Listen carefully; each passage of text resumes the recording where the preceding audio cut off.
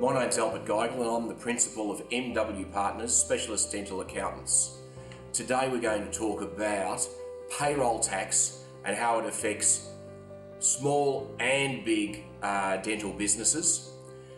What I'm going to run through first is the payroll tax thresholds and exactly what payroll tax is like, and then what's included through employees, and also the fact that contractors and payments to them may also be included in your practice. So payroll tax is a tax on wages that are paid by an employer to the employee. They're paid on a state-by-state basis. They're also paid on a month-by-month basis, dependent upon what your level of payroll tax is. In Victoria, the payroll tax threshold is $625,000. So any dollar above that threshold gets taxed at the rate of 4.85%.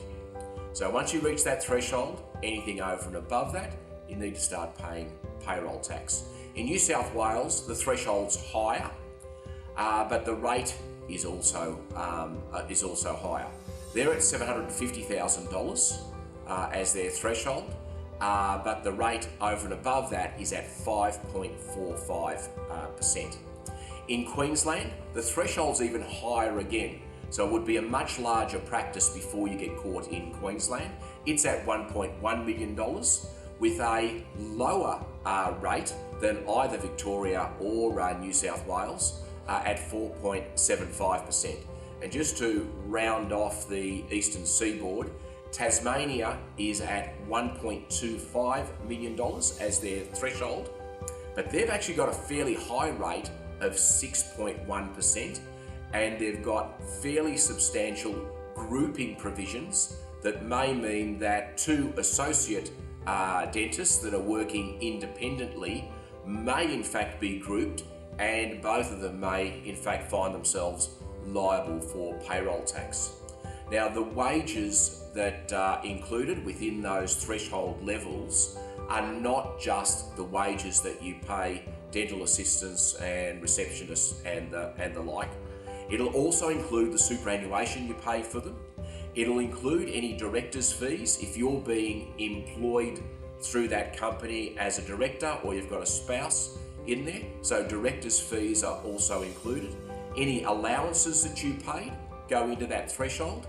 Any fringe benefits that you provide are also in that included in that threshold, and a few other minor items might be included in there as well. So you can see, particularly when you pay yourself a wage or a spouse a wage and then you maximise your super, you can quite readily get to a $600,000 or $700,000 threshold, even before you've got many employees in your practice.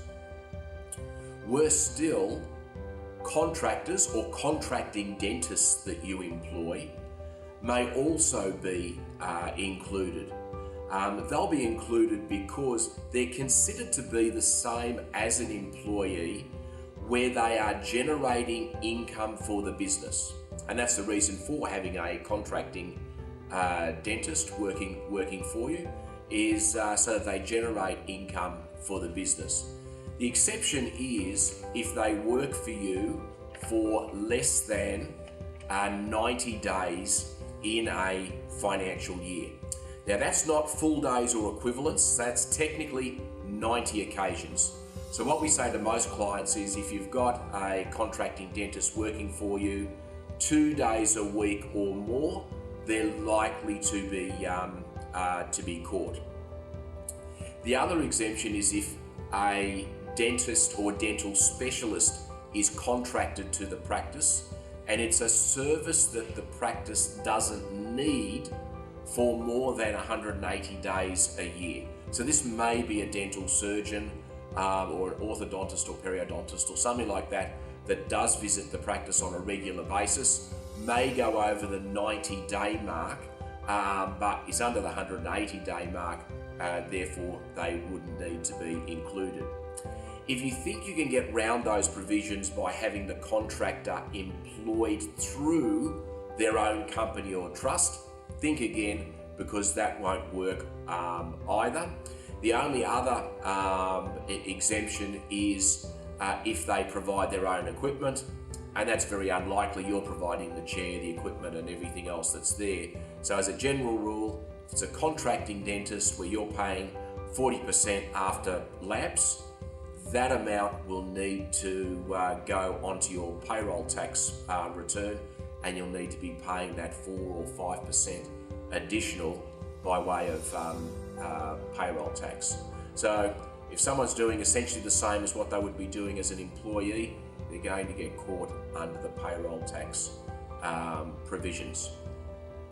As with everything, make sure you get good advice with respect to engaging your contractors. There are methods such as engaging them under a service and facility agreement, but it must be done properly, otherwise it will just be seen as a scam and it won't hold up when it comes to a payroll tax audit.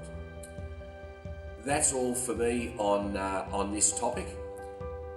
Stay tuned. I hope you got a lot out of it. In my next topic, I'm going to run through the 2018 hot topics that the tax office is focusing in on, and out of the occupations, medicos are on the list, which will include dentists. So I'll let you know what you need to be aware of for the 2018 year.